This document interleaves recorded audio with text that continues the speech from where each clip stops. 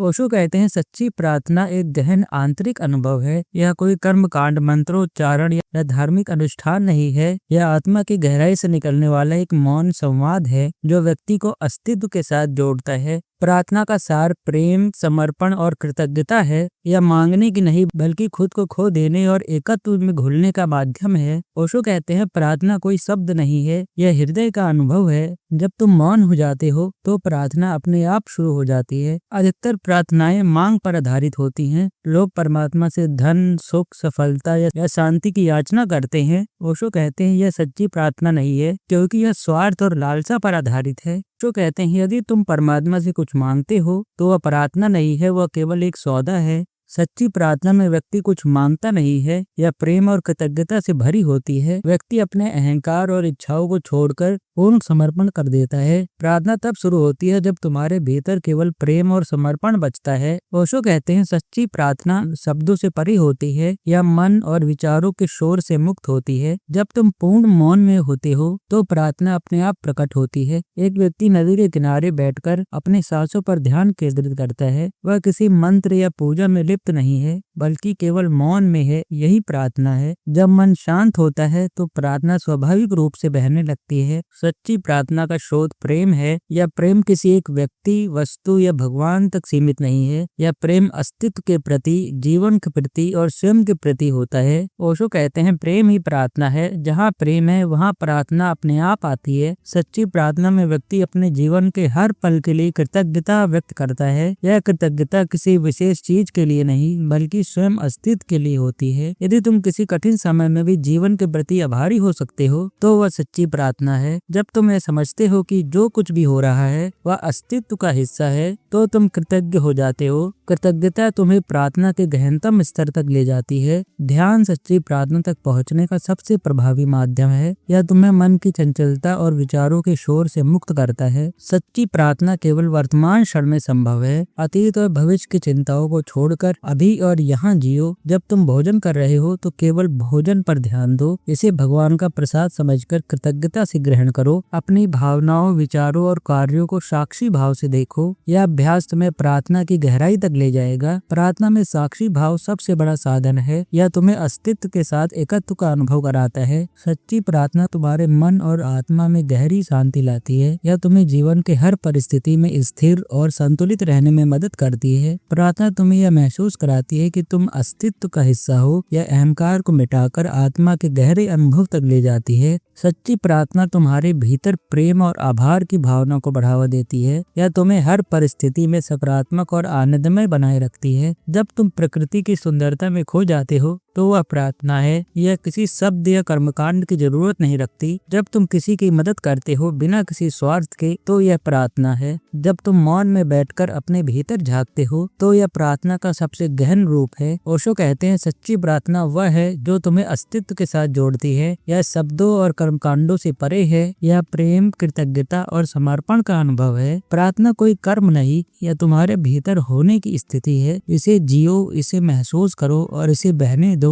अंत में आपके लिए प्रश्न, क्या तुम अपनी प्रार्थना को स्वार्थ और इच्छाओं से मुक्त करके इसे सच्चे प्रेम और समर्पण का माध्यम बना सकते हो?